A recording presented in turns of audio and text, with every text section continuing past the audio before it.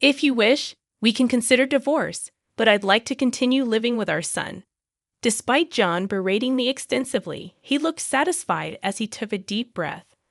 I pondered how to respond, and our son, who had been waiting in the background, stepped forward.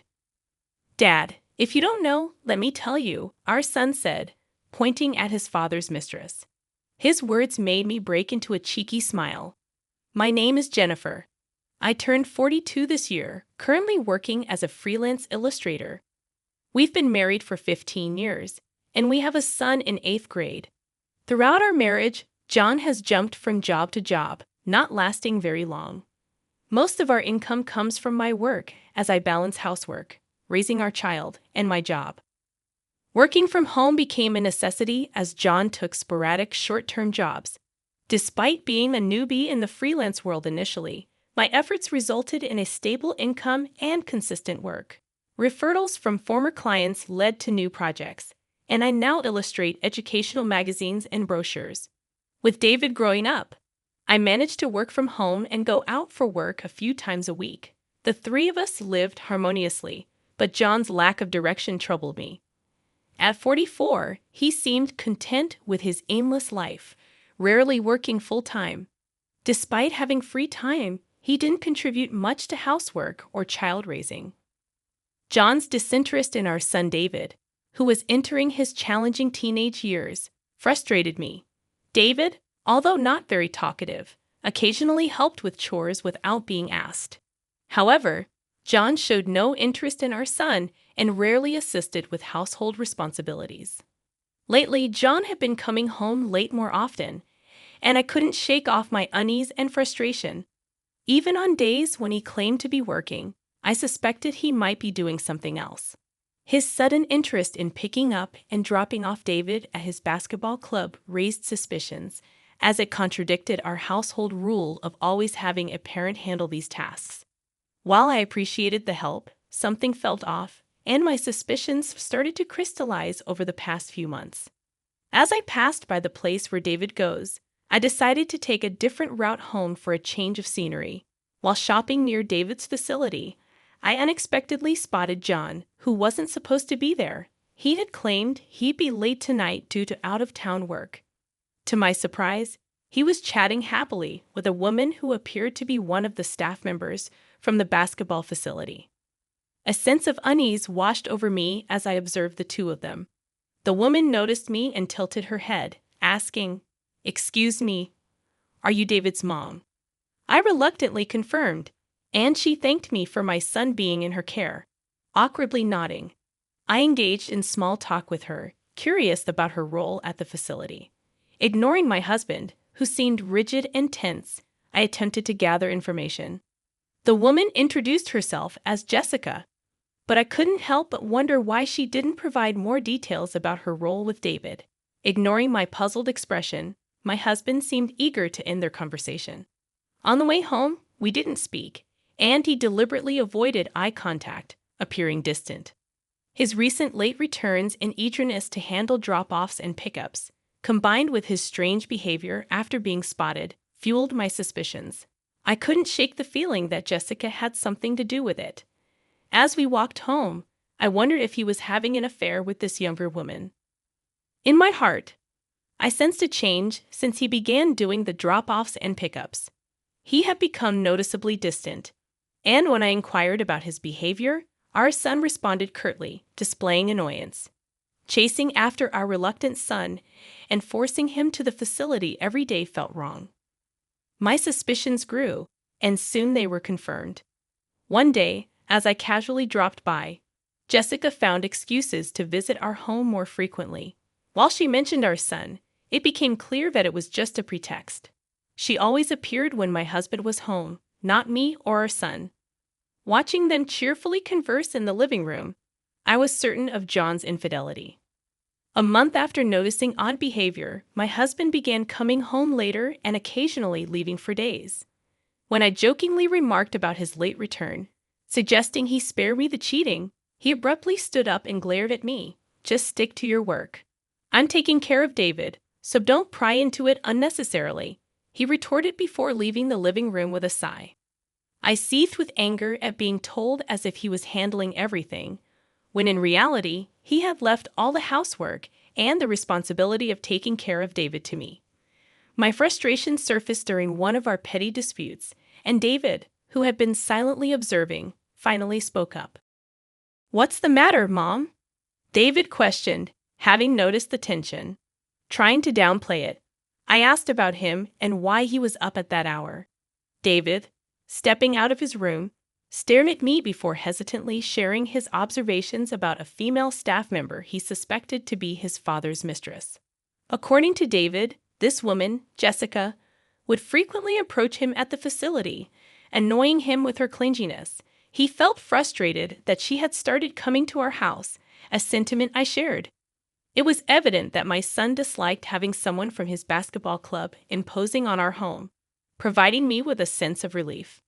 However, the problem persisted. Returning home from a client meeting, I heard cheerful conversation in the living room, the voices of John and Jessica. David was noticeably absent, holed up in his room. Upon entering the living room, both John and Jessica turned their eyes toward me. Jessica, with unwavering confidence, greeted me. "Welcome back, David's mom." I ran into John, so he invited me in, Jessica said, addressing my husband by his name, a fact that deeply unsettled me. Attempting sarcasm, I inquired about her frequent meetings with John, to which she responded with a smug face, claiming it was part of her job. Her audacity continued as she pointed out the deficiencies in my housekeeping, expressing that the house felt cozy but lacked thorough cleaning. My husband didn't rebuff her comments and even chuckled along, seemingly siding with Jessica.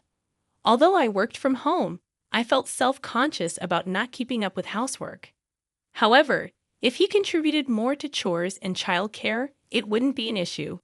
Feeling mocked and ridiculed, unable to bear the tension, I hastily left the living room for the bedroom, still holding my belongings. Frustration, sadness, and embarrassment overwhelmed me. I feared that Jessica might eventually take over my place in the family. Even after that encounter, my husband and Jessica continued their outings, displaying their relationship in front of me, leaving me speechless.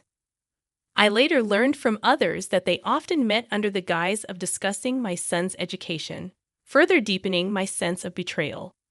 Realizing the need for evidence during my husband's frequent absences, I embarked on a search that uncovered undeniable proof of his infidelity.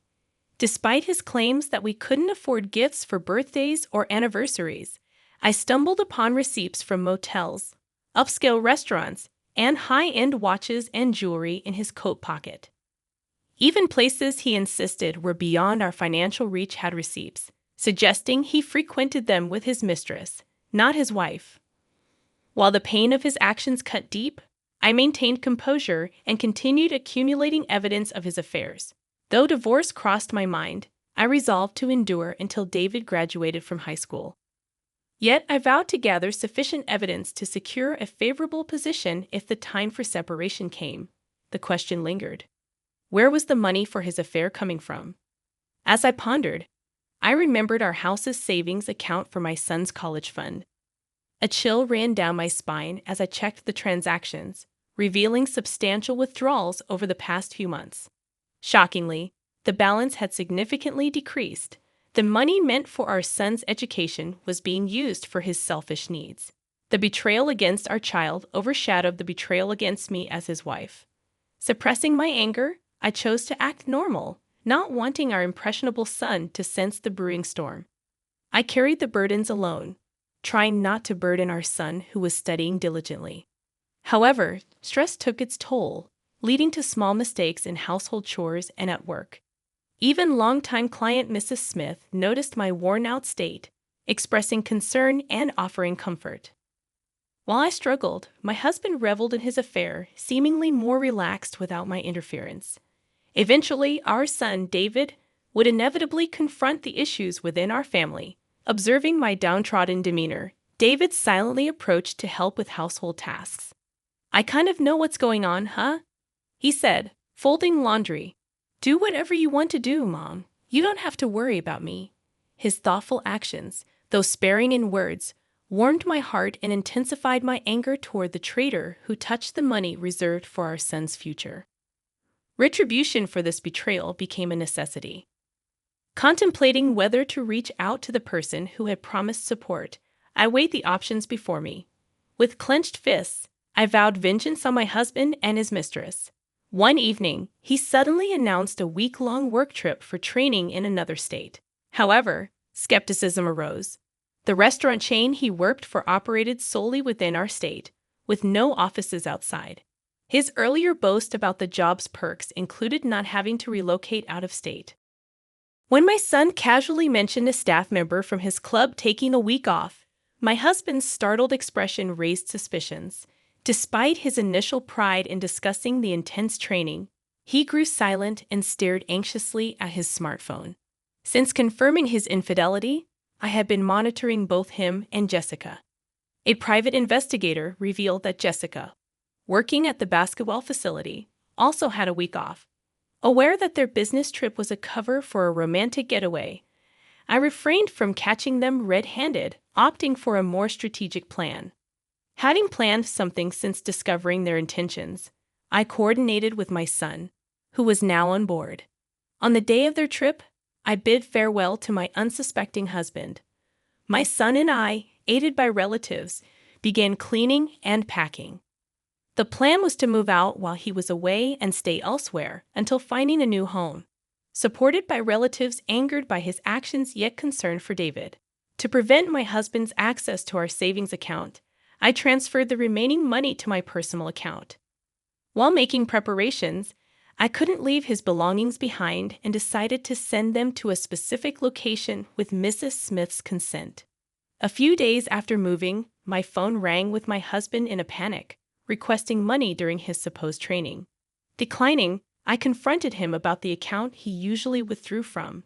The frantic voice of Jessica in the background signaled their financial desperation.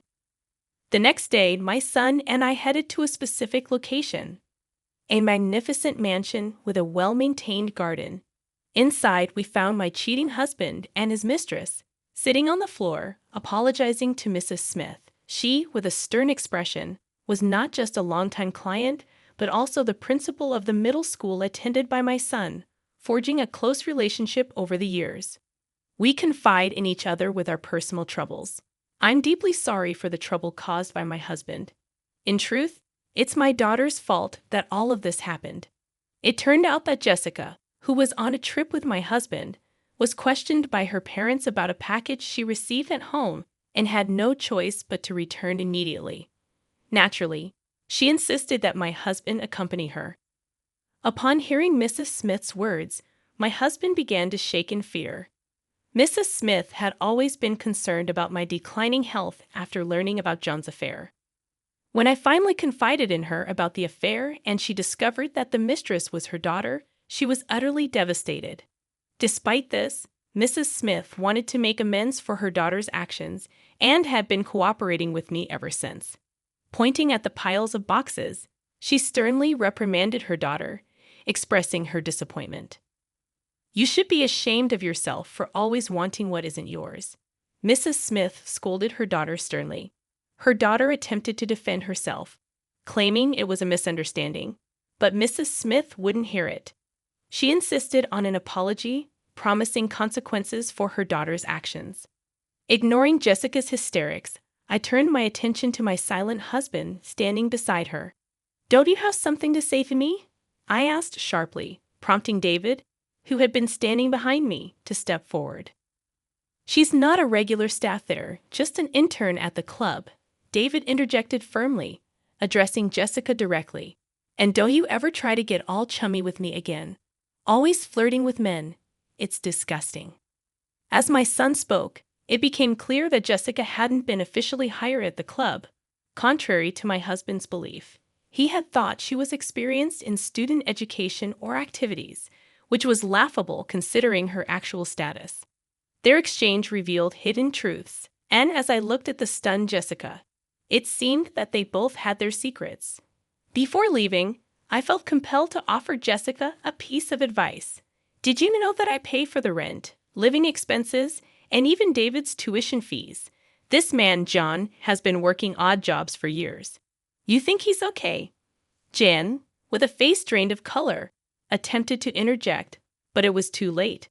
Jessica was so shocked by the revelation that she collapsed on the spot. From what I could tell, John had been acting as if he had plenty of money to spare, hiding the fact that I was the breadwinner of the family to save face in Jessica's eyes. I seemed like a lazy bum who neither worked nor took care of household chores properly. Mrs. Smith was left devastated, facing the harsh reality presented by my husband and Jessica. After David and I happily returned home, it appeared that John was kicked out of Mrs. Smith's house. Looking defeated with Jessica and a load of stuff, months passed since the move. On Mrs. Smith's advice, I decided to leave my divorce process to a competent lawyer. Thanks to professional assistance, all the complicated procedures went smoothly, bringing me relief. I heard that the savings I had set aside for David's education could also be added to the claim as child support. As for Jessica, rumors spread quickly at the basketball club about her affair with a student's parent, leading to her dismissal from the job.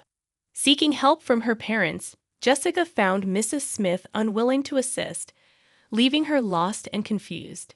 Despising the man without money, she spat out words of disdain and abandoned John. Despite John's attempts at reconciliation, neither David nor I were willing to agree. Mrs. Smith felt terribly guilty for her daughter's role in ruining a family. I held the downcast principal's hand and said, "Let's keep working together." I'm truly grateful for the principal, thanks to whom I found a new job. Work has been going smoothly, and life with just David and me is filled with hope. David's joyful smile touched my heart as he casually expressed, "The job you do, Mom, is really amazing. You're the mom I'm proud of." Looking at a magazine featuring my illustrations, I discreetly wiped a tear from my eye. I want to keep pursuing my career as an illustrator, but above all, I want to work even harder for my precious David.